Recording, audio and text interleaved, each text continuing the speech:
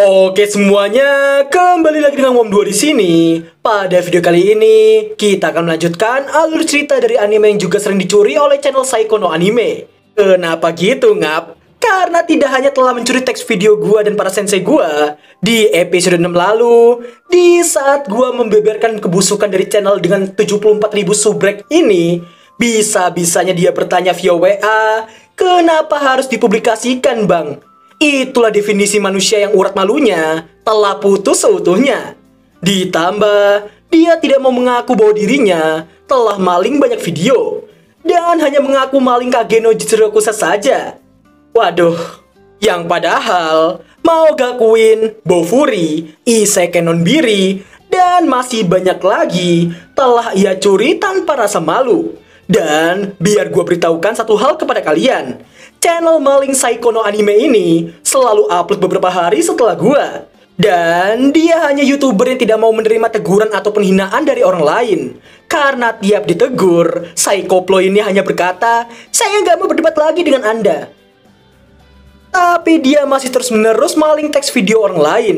Meski gua suka AdSense, tapi gua selalu mengutamakan opini publik. Gua selalu menanggapi tiap-tiap komentar kalian. Namun Saikoplak ini bisa dibilang sebagai definisi sejati dari YouTuber sampah sesungguhnya. Yah, karena terlalu panjang, mari kita mulai alur ceritanya. Let's go. Scene dibuka dengan memperlihatkan warga desa Taiju yang sedang melakukan kesibukannya masing-masing. Terlihatlah Hiraku yang merasa tidak ada yang berubah meski dirinya telah menjadi Pak Kades desa Taiju. Tak lama berselang, terdengarlah suara peringatan dari Zabuton. Bersamaan dengan itu, Grand Maria datang dan melaporkan adanya utusan kerajaan iblis yang datang. Scene berlanjut memperlihatkan utusan kerajaan iblis yang sedang dijaga oleh Kuderu dan Korone. Dan nama dari utusan itu adalah Bizel. Tujuan dari datangnya Bizel ke sana hanya ingin bertemu dengan perwakilan desa Taiju, yang tak lain adalah Pak Kades Hiraku. Di saat Bizel hendak mengeluarkan sesuatu, hal itu membuat Kurone dan juga Kuderu masuk ke mode siaganya. Namun ternyata yang diberikan oleh Bizel hanya sebotol potion yang langsung membuat Ru senang melihatnya. Setelah diterima, Bizel hendak memberitahukan pesan dari Raja Iblis, yang mana pesannya adalah pembicaraan soal tempat berdirinya desa Taiju. Merasa itu adalah tanggung jawabnya, Hiraku nampak berpikir singkat dan tahu itikat baik berupa pemberian sejumlah upeti kepada Tuan Tanah. Hiraku yang hendak menanyakan pendapat Ru dan Tia hanya mendapati Ru yang berkedip ke arahnya. Dengan tegas, Hiraku berniat memberikan 10% dari hasil ladangnya setahun sekali untuk dijadikan upeti ke fraksi Raja Iblis. Mendengar yang entah mengapa membuat Bizel terkejut, dan dengan nada gemetaran, dirinya langsung menerimanya begitu saja. Setelah Hiraku menandatangani surat kontrak perjanjiannya, namun Hiraku hanya berniat memberikan hasil ladang saja. Dan itu tidak termasuk bahan-bahan yang telah diolah olehnya. Akan tetapi, jika dari pihak Raja Iblis ada yang membutuhkan sesuatu, maka dia siap untuk melakukan negosiasi. Merasa terlalu memaksakan perjanjian tadi, Hiraku nampak memberikan oleh-oleh untuk dibawa pulang olehnya. Setelah pergi, semua waifunya itu memuji betapa cerdiknya Pak Kades mereka yang satu ini. Karena hanya dengan 10% hasil ladang per tahun, mereka telah mendapatkan perlindungan penuh dari Sang Raja Iblis.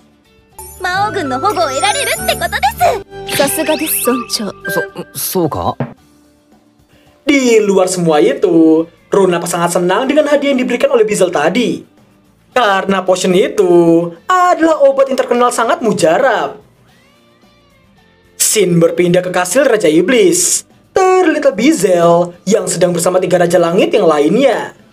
Mereka nampak terkejut karena desa Taiju yang bisa mengalahkan seekor wyvern malah bergabung dengan fraksi Raja Iblis mereka.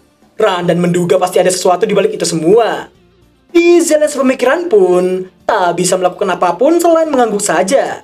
Randan yang bertanya alasannya dijelaskan olehnya bahwa di desa Taiju terdapat sang putri vampir dan sang malaikat penghancur.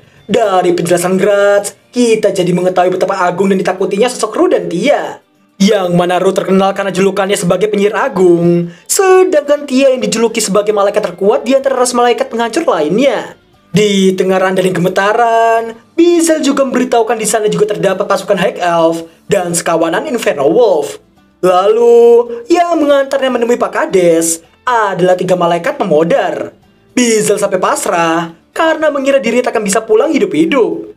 Dan alasan utama Bizel tak bisa menolak pasukan sekuat itu bergabung dengan mereka tidak lain karena dirinya takut jika pasukan desa Taiju akan memusuhi fraksi Raja Iblis mereka. Bizel pun turut memberitahukan Pak Kades yang memberinya oleh-oleh. Di tengah Bizel dan Gratz yang masih menjaga rasa takut mereka, terlihat kawan mereka yang masih gemetaran saking ketakutannya. Setelah Gratz membuka oleh-oleh itu, ternyata isinya hanyalah 6 buah apel. Mengira apel itu telah diracuni, namun setelah Gratz mencobanya, dirinya merasa apel itu terasa sangat enak baginya. Namun, fokus Bizel beralih dari apel ke kain yang dijadikan pembungkus tadi. Yang mana ternyata dirinya langsung menyadari bahwa kain itu berasal dari laba-laba iblis tingkat atas. Dan tanpa disangka-sangka, Ras Zabuton terkenal karena mampu menandingi kekuatan Raja Iblis generasi sebelumnya. Puncak ketakutan Radan pun tak bisa ditahan lagi. Dan hal itu membuatnya kembali ingin memecat dirinya sendiri sekali lagi.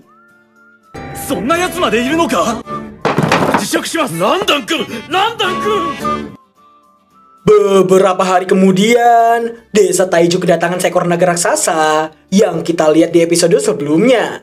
Nama dari naga itu ialah Dream. Dan di sisinya adalah asistennya yang nampak langsung memberikan oleh-oleh untuk desa Taiju. Hiraku pun terkejut karena isinya adalah pedang yang sangat cantik. Setelah diterima, Hiraku langsung menanyakan keperluan mereka berdua. Asistennya pun memberitahukan kediaman mereka berada di pegunungan selatan dari desa Taiju. Meskipun cukup jauh, namun mereka tetaplah tetangga dari desa Taiju. Tujuan mereka datang hanya ingin bertamu saja. Merasa tak bisa menerima tamu raksasa, asistennya meminta rajanya itu untuk mengecilkan ukuran tubuhnya. Rupanya, sosok naga tadi berubah menjadi pria parubaya dengan tampilan bangsawan. Setelah menjamu Dream yang merasa sangat nyaman, nampak tak ingin pulang dan berniat menetap di sana. Namun, setelah banyak teguran dari asistennya, Dream pun pulang usai mabuk dengan minuman anggur milik Pak Kades.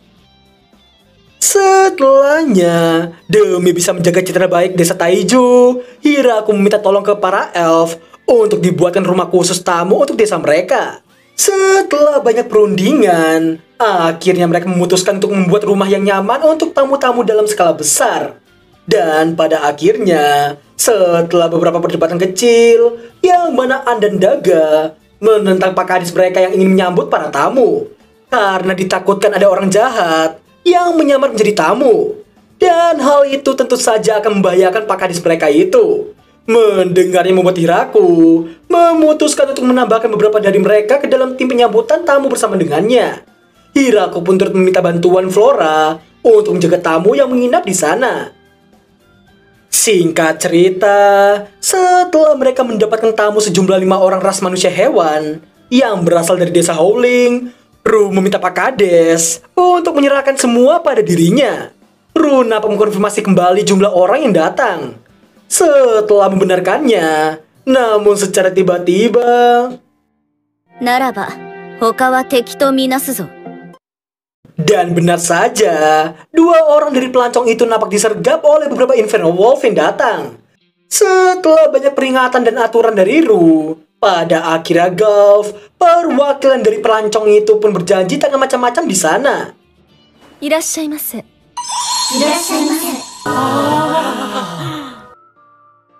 Setelah menyambut para tamu, Hiraku pun terkejut karena para tamu yang dikunci dari luar oleh para waifunya.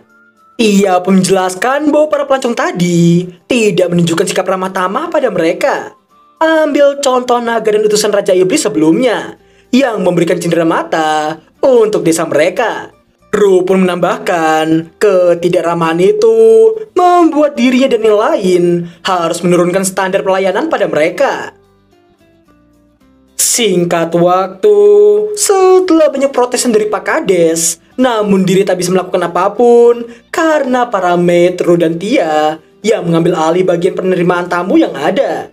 Tidak hanya dikunci dari luar, namun para tamu tadi hanya diberikan makan seadanya. Meski pada awalnya mereka tak berniat memberikan anggur mereka, namun karena permintaan Hiraku, pada akhirnya mereka dibiarkan minum anggur yang ada. Namun, hanya diberi batasan 2 gelas saja. Dan meskipun makanan ini biasa saja, akan tetapi Golf dan teman-teman nampak sangat menikmati jamuan sederhana yang ada. Dan diketahuilah desa Howling mereka yang telah berdiri lebih dari 500 tahun. Dan tujuan datangnya mereka ke desa Taiju adalah untuk mencari lebih banyak mitra dagang yang ada.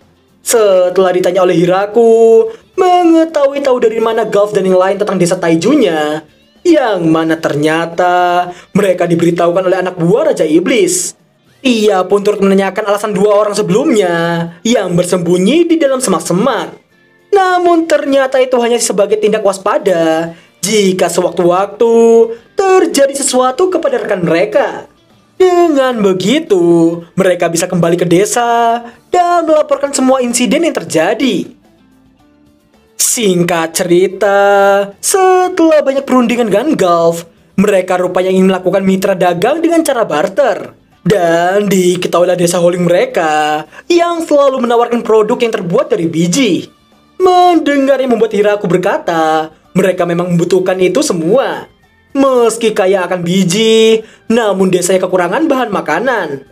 Mendengarnya membuat Hiraku menawarkan sebagian hasil panen yang ada untuk ditukarkan dengan beberapa produk desa Howling.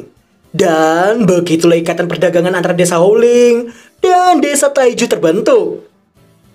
Sebelum pergi, Golf nampak meminta maaf karena mereka tidak menyadari adanya tradisi pemberian sesuatu ke desa Taiju. Maka dari itu, dirinya berjanji ke depannya mereka akan membawakan hadiah. Namun dirinya tidak yakin bisa memberikan sesuatu yang mewah, karena desa mereka yang terbilang sangat miskin. Namun Hiraku memberitahukan yang terpenting itu adalah niatnya, bukan mewah atau tidaknya hadiah tersebut. Mendengarnya membuat Golf kembali bersemangat dibuatnya. Setelah rombongan Golf pergi, karena desa Taiju yang mengusulkan untuk mendatangi desa Howling demi bisa barter produk mereka, maka dari itu, sesuai dengan undian yang telah dilakukan, dialah yang akan menjadi perwakilan desa menggantikan Hiraku. Hiraku awalnya mengira butuh waktu 10 hari untuk sampai ke desa Howling. Namun berkat bantuan Dream, hanya dengan bayaran 1 tong anggur, waktu pengiriman bisa dipangkas menjadi jauh lebih singkat lagi. Karena sejak kunjungan pertamanya waktu itu, Dream mulai sering datang ke sana dan akan diantar pulang oleh asistennya ketika telah mabuk dan tertidur. Dan tiap kali datang, Dream dan asistennya selalu membawa beberapa perhiasan dan senjata sebagai hadiah. Tidak hanya itu, usulan biaya pengangkutan hanya dengan 1 tong anggur juga berasal dari idenya Dream. Hiraku pun menerima usulan itu dengan senang hati.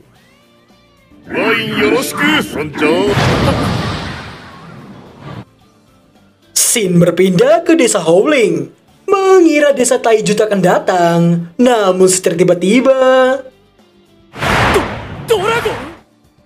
meski awalnya mereka hendak kabur, namun mereka mengurungkan niat kaburnya itu setelah melihat Tia yang ada di atas punggung sang naga.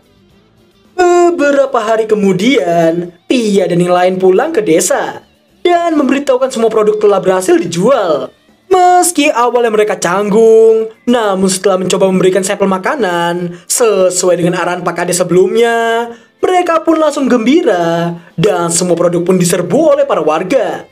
Semua produk yang dimaksud juga termasuk anggur hadiah pengiriman milik Dream. Mendengarnya membuat Pak Kades akan membiarkan Dream minum sepuasnya nanti malam.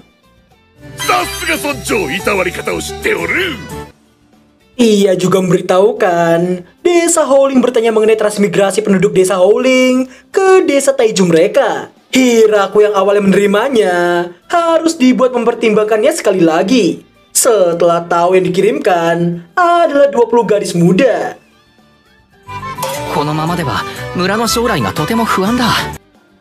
Merasa tidak kuat menangani ratusan waifu, Hiraku memberikan syarat untuk memasukkan 2 pemuda di dalam 20 penduduk tadi.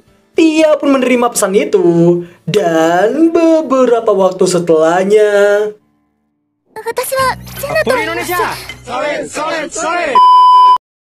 Meski awalnya takut akan diusir, namun di saat Hiraku berjanji tak akan mengusir mereka, Sena pun menjadi sangat bahagia mendengarnya. Hiraku kemudian bertanya para pemuda desa Howling. Sena pun memberitahukan desa mereka telah mengirimkan 3 pemuda bersama dengan mereka. Dan ternyata...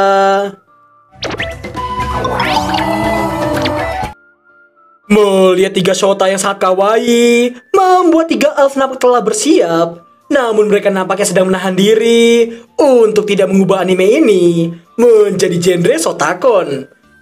Dirasa tak ada pilihan lain, Hiraku pun menaruh harapan besar ke 3 bibit unggulnya itu. 頼んだぞ、大樹の村の未来を。